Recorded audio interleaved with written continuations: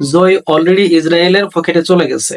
Iran এবং Israel যুদ্ধে Iran কখনোই জিততে পারবে না। তার কয়েকটা প্রধান কারণ আছে, এবং কেন ইসরায়েল শুরুতেই জয় তাদের ছিনিয়ে নিয়েছে তারও কয়েকটা কারণ আছে। ইরানের শত্রু হচ্ছে ইসরায়েলে নয়, ইরানের শত্রু হচ্ছে ইরানের ভিতরে ইরানের সামরিক বাহিনী, গোয়েন্দা সংস্থা, এয়ার ডিফেন্স যারা সিস্টেমটা কন্ট্রোল করে তাদের মধ্যে হচ্ছে ইসরায়েলের লোক ঢুকানো আছে।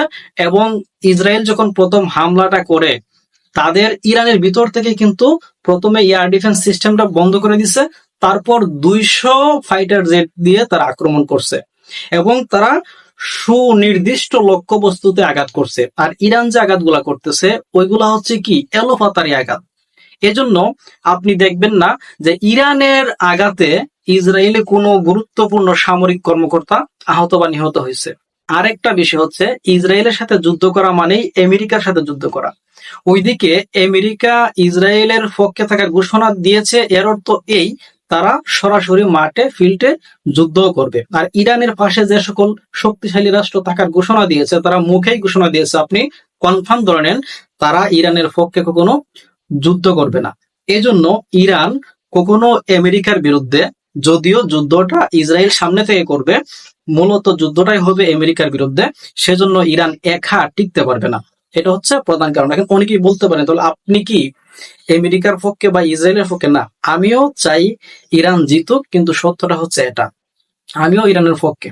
তবে ইরান যে সকল হামলাগুলো করতেছে সেগুলো অবশ্যই প্রশংসার দাবি রাখে। যেরকম গাজার সাথে ইসরায়েলের যুদ্ধ হয়েছে একতরফা, হিজবুল্লাহর সাথে হয়েছে একতরফা, এবং আরো যে সকল গোষ্ঠীর সাথে যুদ্ধ হয়েছে ওইগুলো একতরফা হয়েছে, কিন্তু ইরানের সাথে যুদ্ধটা একতরফা হয় নাই।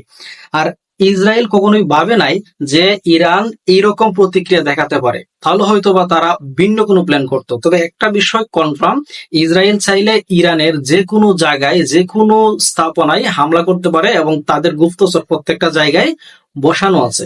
এই দিক থেকে ইরান পিছিয়ে। আপনি যতই বলেন আগামীর যুদ্ধ যদি আপনার নিজের ফেভারে নিয়ে আসতে চান, তাহলে আগামীর যুদ্ধ অস্ত্রের জোরে হবে না, তত্ত্বের জোরে হবে। কার কাছে কিরকম সুনির্দিষ্ট তথ্য আছে তার ভিত্তিতে যুদ্ধের জয় পরাজয় হবে। আপনার মূল্যবান মন্তব্য অবশ্যই কমেন্ট করে জানাবেন। আসসালামু আলাইকুম।